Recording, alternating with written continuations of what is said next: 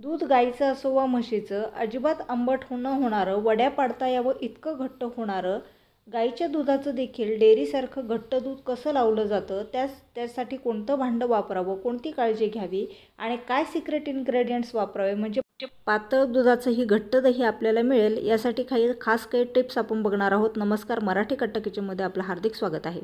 सर्वप्रथम आपण विरजणाची तयारी करूया. 2 चमचे दुधामध्ये आपण 1 चमचा हे दही घातलेलं आहे आणि याचं या पद्धतीचं विरजण तयार करून घेतलेलं आहे. दुसरी टिप म्हणजे कधीही दही लावताना चपट्या भांड्याचा वापर करावा, म्हणजे दही दबावाने पातळ होत नाही.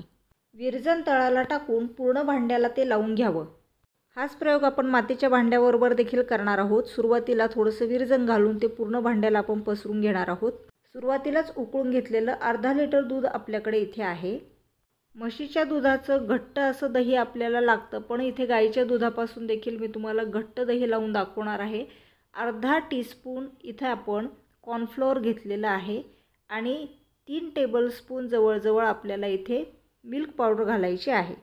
दूध खूप वेळ इथे उकळण्याची अजिबात गरज नाही. दूध आटवायची देखील आपल्याला अजिबात गरज नाही. आता हे सर्व इन्ग्रेडियंट्स आपण व्यवस्थित मिक्स करून घ्यायचे आहेत. सर्व मिश्रण व्यवस्थित मिक्स झाल्यानंतर एकदा त्याला आपल्याला गॅसवर गरम करायला ठेवायचं आहे, म्हणजे सर्व एकजीव होण्यासाठी मदत होईल. दही लावण्यासाठी आपल्याला उकळतं दूध नाही तर कोमट दूध हवं. तर कितपत गरम दूध असलं पाहिजे, 1 मिनिट आपण बोट त्यामध्ये बुडून ठेवू शकलो पाहिजे इतपतच आपल्याला गरम दूध घ्यायचं आहे.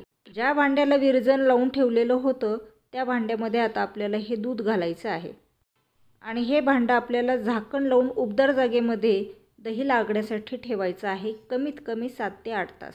त्याचप्रमाणे मातीच्या भांड्यामध्ये देखील आपण दूध घालून ठेवणार आहोत. याच्यामध्ये देखील दूध घट्ट लागण्यासाठी मदत होते आणि याला आपण झाकून ठेवणार आहोत, म्हणजे वाफ आतल्या बाजूला कोंडली जाते.